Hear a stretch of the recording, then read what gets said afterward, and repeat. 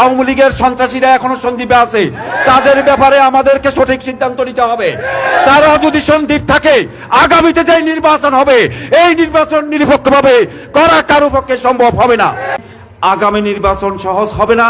উনি প্রত্যেকটি নেতা কর্মীকে সতর্ক করে দিচ্ছেন যে আগামীতে একটি কঠিন নির্বাচন হবে। সেই কঠিন নির্বাচনের জন্য আমরা উন্মুখ হয়ে আছি যে আমাদের সম্ভাব্য যে সময়, সেই সময়ে সারা বাংলাদেশের ন্যায় সন্দ্বীপে একটি সংসদ নির্বাচন হবে। এই নির্বাচনটার জন্য আমরা 15 থেকে 17 বছর 18 বছর এক নাকারে আন্দোলন সংগ্রাম করে ভোটাধিকার প্রয়োগের জন্যই তো আমরা সংগ্রামটা করেছি। কিন্তু আমি বলবো সন্দ্বীপের নির্বাচনটাও কিন্তু সহজ হবে না। সন্দ্বীপের নির্বাচনটা সহজ হতে হলে আমাদের যে কাজটি করতে হবে সেটি হচ্ছে আমাদেরকে ঐক্যবদ্ধ করতে হবে, ঐক্যবদ্ধ হতে হবে।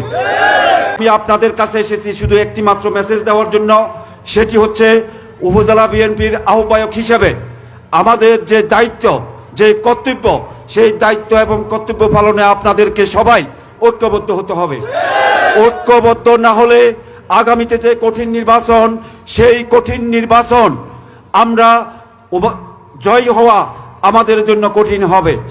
আমিও কয়েকটা ইউনিয়নে আমাদের প্রিয় নেতা জনাব তারেক রহমানের 31 দফার যে কর্মসূচি, সেই কর্মসূচি লিফলেট বিতরণের জন্য আমিও আপনাদের কাছে গিয়েছি, আমরাও আমাদের কথা বলেছি।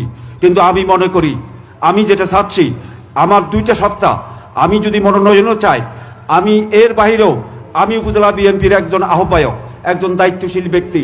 আমার প্রধান কাজ হচ্ছে এই দলকে সুসংগঠিত করে ঐক্যবদ্ধ করা, এটাই হচ্ছে আমার প্রধান কাজ। আমি আপনাদেরকে বিনীতভাবে অনুরোধ করব, আপনারা ঐক্যবদ্ধ থাকবেন।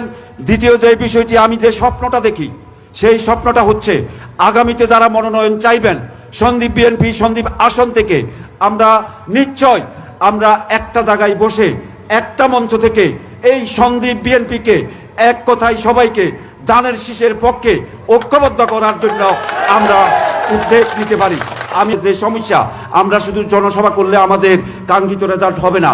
আমাদের যে সমস্যাগুলো আছে, আজকে সারা সন্দ্বীপে অস্ত্রের যন্ত্রণা আছে, সন্ত্রাসীরা আছে, আওয়ামী লীগের সন্ত্রাসীরা এখনো সন্দ্বীপে আছে, তাদের ব্যাপারে আমাদেরকে সঠিক সিদ্ধান্ত নিতে হবে। তারা যদি সন্দ্বীপ থাকে, আগামীতে যে নির্বাচন হবে এই নির্বাচন নিরপেক্ষভাবে করা কারো পক্ষে সম্ভব হবে না।